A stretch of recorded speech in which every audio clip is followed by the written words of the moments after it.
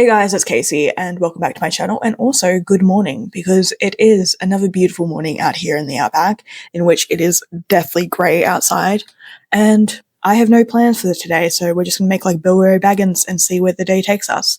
However, with the lack of plans that I have today, I figured it was the perfect opportunity this morning at 8 a.m.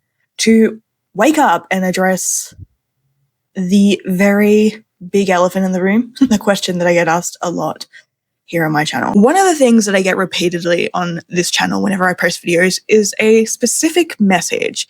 Sometimes that message comes in the form of a comment. Sometimes it comes in the form of a private DM. Sometimes it's addressed with incredible delicacy, like they're trying to handle a wild animal. And other times it is asked with all the direct bluntness of a hammer to the face. Are you okay? Do you need help?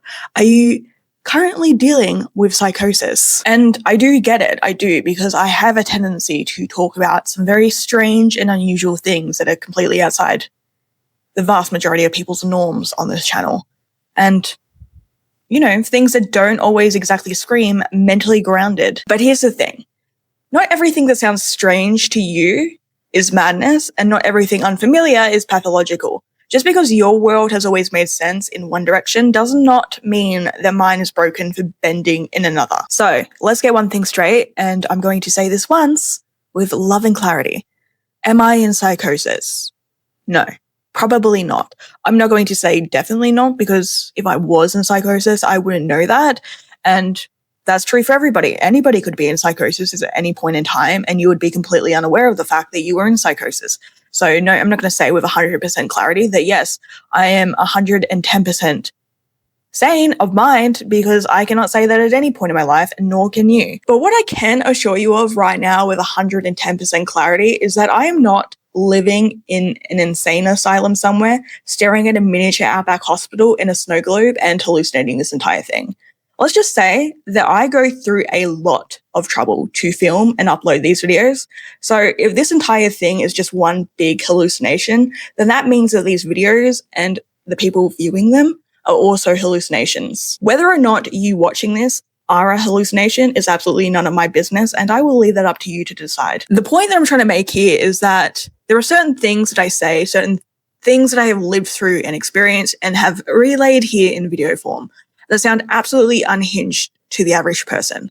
I know that. I am not new here. I know exactly how I sound. And that's okay. I am completely and totally okay with the fact that so many of you think that I sound like a raving lunatic.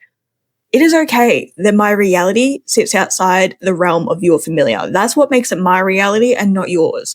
And I do not sit here asking anybody to believe what I'm saying. In fact, I would actively prefer that you don't. If you are somebody who watches my videos and takes them at face value without even the slightest tickle of healthy skepticism, then frankly, and I say this with respect, you are not really in the state of mind to be watching my videos at all, or operating heavy machinery, if we're to be completely honest. I have always said this. I said it when I was on TikTok. I said it in the description of every single video that I've posted on YouTube, and I will continue to reiterate it into the future.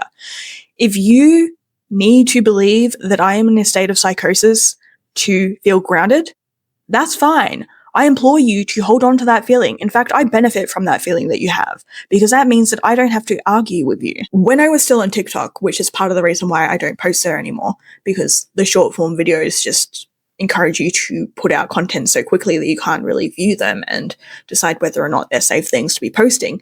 But when I was on TikTok and I had a cult following on TikTok of a few 100,000 people, I had people who did believe what I was saying with complete and total trust. And so they would hunt down where my hospital was, and they would come and visit me, and they would send gifts, and it was just always a bad situation to be in. And so I would prefer that you not believe what I'm saying. You get to believe that I'm delusional, and I get to keep my peace. It's a win-win situation. But let me just be clear once and for all, if not for you, then for myself. I am not psychotic. I am not in psychosis, and I do not have delusions. What I am is somebody who has lived my life outside of your personal frame of reference.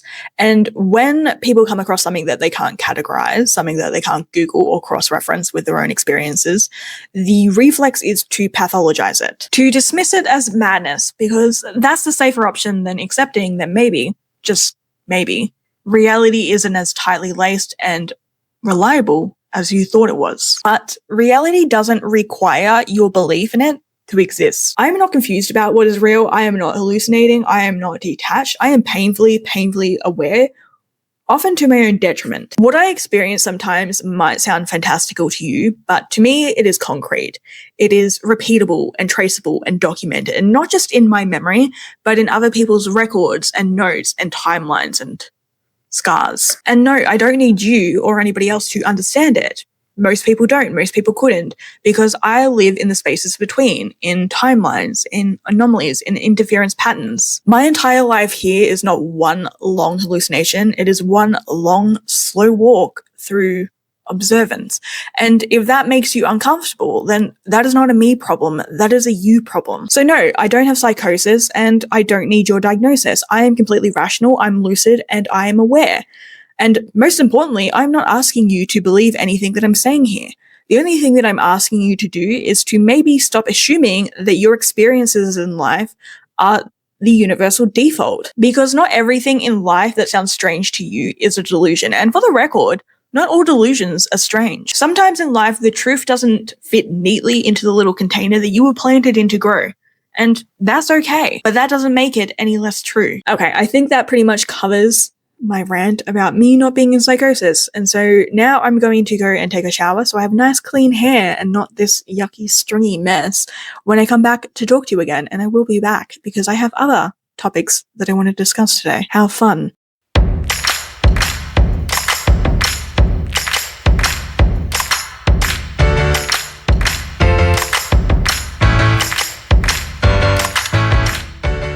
I just handed in my application to get an octopus, specifically a blue-ringed octopus, which is apparently the most dangerous animal on the face of the planet right now because they are that poisonous. But I want an octopus so badly. Like, not in the way that one wants a dog or a cat or a Hello Kitty toaster. I don't want it as an accessory to my life. I don't want to name it. I don't want to train it. I don't want to teach it tricks. No, I want an octopus in the same way that people might want to meet a creature from another planet. This is such a brand new thing, and I'm already on the path to get myself an octopus, and I could not be happier about it. Like, it's such a new thing. This time last week, I had not even thought about octopuses, but then I was supposed to be researching germlines for my research project. I was supposed to be researching germlines for my interspecies communication project, which, if you're new here, is my long-running and mostly unfunded campaign to develop better tools for understanding animal intelligence with a specific focus on orcas. But, as so often happens in the realm of scientific curiosity and also YouTube at 2 a.m, I fell down a different rabbit hole, a very, very wet rabbit hole. An octopus hole. Within 10 minutes, I was obsessed, and within 20, I was emotionally compromised and invested, and within an hour, I was rapidly Google searching whether or whether not I can keep an octopus in a bathtub. Not that I have a bathtub, but if I could have kept one in it, I would have put one in, just for the sake of keeping one here. But no, apparently you can't keep octopuses, and especially not blue-ringed octopuses, in a bathtub. You need a very expensive marine aquarium setup that is saltwater specific and pH adjusted at all times, which I'm willing to do. And sorry, if you can hear anything, my neighbor is a noisy, like really, really noisy, a wife bashing, but we're just going to deal with it and push forward. Because here's the thing, unlike my neighbor, who is a wife bashing, octopuses are quite simply impossible. Biologically, evolutionary, philosophically impossible. They make zero sense. The average octopus has the same IQ as the average human. That means that your average little squishy sea alien with no skeleton and no pack structure and no generational learning is performing cognitively at the same level as your coworker Steve, and definitely at a cognitive level higher than my coworker Dr. Dale. And they do this with brains that are everywhere, not just in their heads. Every single individual limb is a tiny little brain. Imagine if you had little brains in your fingers that could think independently from one another. That's so weird and so creepy to think about. I love it. I love it, love it, love it, love it so much. And they are tactical thinkers, which means that they can taste through their skin. Imagine if you could hold like a Big Mac in your hand and not get any calories from it, but you could still get the taste just from absorbing it through your skin. That is so cool. That is the coolest thing in the history of the world. And not only that, they change colors with their moods, and they can do really cool things that no other animal can do. Like they can unscrew jars. When you get a pet octopus, which I'm planning to do, when you give it food, you put the food in the jar and put the jar in the tank, and the octopus will work to unscrew it really quickly so that it can eat it. And they can mimic other animals, and they can play games. And most importantly, for intelligence purposes, they can dream. That's right. Put a sleeping octopus under a camera and watch as it changes colors and textures while unconscious. Like, it's busy working through last week's trauma in full technicolor. They are, for lack of a better word, people in their own rights. They are completely and totally people, just liquid, tentacled, unbelievably squishy people. And then they die. They live for 6 months to 2.5 years, max, absolute maximum. That is their life cycle. That is it. Their entire life cycle is 2.5 years, max. They're born, they grow up, they become sentient, they learn all the strange alien physics of their weird underwater world, and then the moment that they breed, they die. Females starve to death guarding their eggs, and males, the moment that they breathe, they will just deteriorate into sea foam. That's it. It's over. Curtain drop. They're done. There is no second act. That is their entire life cycle, and it's so weird. And why? Why evolve that far? Why become so intelligent just to burn out so quickly? Why? Like, what was nature playing at? It's one of the greatest mysteries as far as I'm concerned in the entire world, and I want to study it so badly. There are a few theories, of course, something about the risk of cannibalism increasing if the parents were to stick around, and that the energy required to maintain such high neural processing is not sustainable over a long-term period. But even those feel hollow, like riddles that we're not supposed to guess at. And the worst part, the very unbearable part, in my opinion, is that nobody ever thinks to ask the octopuses themselves. Because I truly do believe, and this is going back to my project, but I do believe with the right tools that the octopuses could tell us themselves. Because these creatures are not mindless. They're not instinctual in the way that most short-lived animals are. They observe, they adapt, they remember. And I downright refuse to believe that animals that are capable of opening child-proof lids and solving puzzles for fun don't have anything more interesting to say. They've just never had anyone to say it to. And maybe that's the thought that just mentally wrecks me the most. The idea that they're down there thinking their thoughts in dark silence, just waiting for somebody to knock in the right order, which we haven't yet. We haven't even attempted to yet. The most we've done is that we've taught them hand signals in labs, and we've observed them in tanks, but we haven't tried to communicate with them effectively yet. We haven't uncovered the Rosetta Stone to communicate with them that, we see them. We see them not as experiments, not as oddities, but as peers. And I want to do that research. I want an octopus so bad, and I'm going to get an octopus. Specifically, I'm going to get a blue-ringed octopus, which is the most dangerous octopus, which is not the reason that I'm getting a blue-ringed octopus, just that's what's most available to me, unfortunately, in where I am at the moment is a blue-ringed octopus. And so I'm going to get a blue-ringed octopus, and I'm going to keep it in a tank in my house, and I'm going to feed it prawns every single day in a jar that it can unravel and get the prawn out by itself and eat it.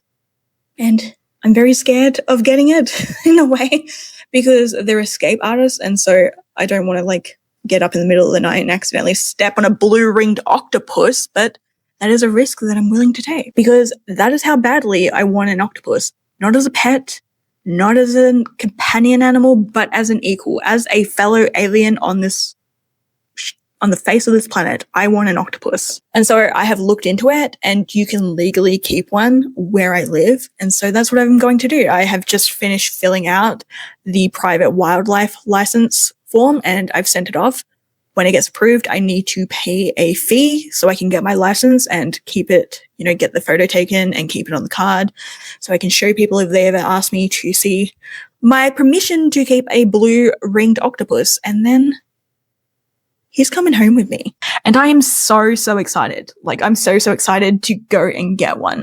Oh my God, I cannot wait. It was so much more easier and cheaper than I thought that it was going to be. I thought it was going to be a really, really long process, but no, it's just you fill in a form and pay a fee and boom, you can keep a blue ringed octopus in your house. And a dingo if you want to, which I personally do not want to keep a dingo because last time that I encountered a dingo, it stole my nachos. And I was very sad about that. It was like a cheesy Azalea Chamberlain. Oh my God, that's so terrible. That is horrible. What I just said is absolutely horrible. Dead baby jokes are not funny, and I apologize to anyone who was offended by that, and I probably should cut it out. I'm not going to, but I should because I'm a terrible, terrible person. Anyway, I intend to build the most perfect home for my octopus. It is going to be comfortable and simulating an ethically sound marine haven with nooks and tunnels and soft lighting and yummy marine snacks for it to munch on tap. And once I have done that, once I have secured the perfect habitat for it and the perfect octopus, I intend to sit outside that tank for about 2 weeks straight, like a little monk in front of a temple, just mentally trying to communicate with my squishy little genius alien friend. It is going to be the best 2 weeks of my life. Because again, I do not want to own an octopus as a pet. I want to study one. I want to watch it. I want to observe it. I want to understand what it knows and what it feels. I want to look into its eyes and feel the mind and the presence of something so much more older than my own mind. Not in terms of age, but in terms of design. I want to watch it solve problems that I can't even conceive of yet. I want to see it watch me. If it can even watch me at all, I want to see if there is a bridge between our two species. Not a language bridge, but a bridge of intention. Because the deeper I dive into that rabbit hole, the more and more octopuses remind me of orcas. Just smaller, softer, lonelier cousins of orcas. They're exactly the same creatures, just incredible intelligence with very deep eyes and an incredible, palpable sadness when they're held in the wrong place for too long. And I studied orcas for a very, very long time. I studied orcas for years. I swam with them in the wild, I want to say. I'm not going to get into SeaWorld discourse here. I will in a different video, just not here. This is not the video for it. But, I understand orcas. I've worked with orcas extensively. I love orcas as much as I love my own daughter. The orcas that I worked with are some of my favorite creatures in the history of the world. Here, there, anywhere. They are the best creatures that I have ever worked with, and I feel like if I could get an orca, I could have that not an orca. If I could get an octopus, I could have that experience again at home, just on a small scale, and that is exactly what I want now. But octopuses don't live long enough to be held. That's the part that I just mentally can't get over. It doesn't matter how great you build the habitat. It doesn't matter how ethically sourced their food is. It doesn't matter how close you come to bridging that gap between the species. You get 2 years, max. That's it. And then they're gone. And yet, I still want one. Because I feel like 2 years with a mind like that is worth it. 2 years of learning and 2 years of watching and 2 years of asking questions and maybe, if you're very, very lucky, getting an answer. So I intend to get my octopus sometime in the next month or so. And when I do, I promise that I am not going to call him Squishy or Nemo or Sprout or anything stupid like that. No Dories in this house. I am not going to dress him up for Instagram. I am not going to post him on TikTok with filters and lo-fi beats playing in the background. No, I fully intend, and the only reason I'm getting it is so I can do this, to sit down and watch him and learn from him and hopefully connect on a different level than you can connect on with humans. And then I can take that information that I get from watching this orca over the next, hopefully, 2 years. Why do I keep saying orca? It's not an orca, it's an octopus. But watching my octopus over the next couple of years and putting that into my research project, that information that I've learned, I'm going to commit to sitting down with him for about half an hour each day and just watching him and letting him see my face and seeing who I am and trying to establish whether or not we have formed a connection with one another, whether he identifies who I am, whether he has bonded with me as much as a creature like that can bond with a person, and that I cannot touch him because he's going to be a blue-ringed octopus, and I do not fancy having my heart stop anytime soon. So I will not be touching my octopus, but I intend to just sit with him and stare at him and connect with him on that level. Anyway, I think that is where I'm going to stop today.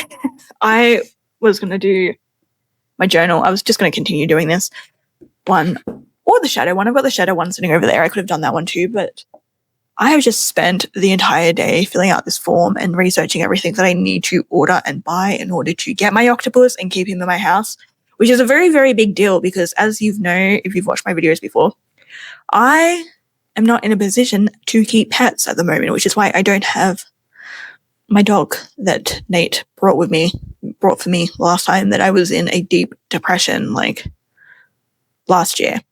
He now lives at Ash's house.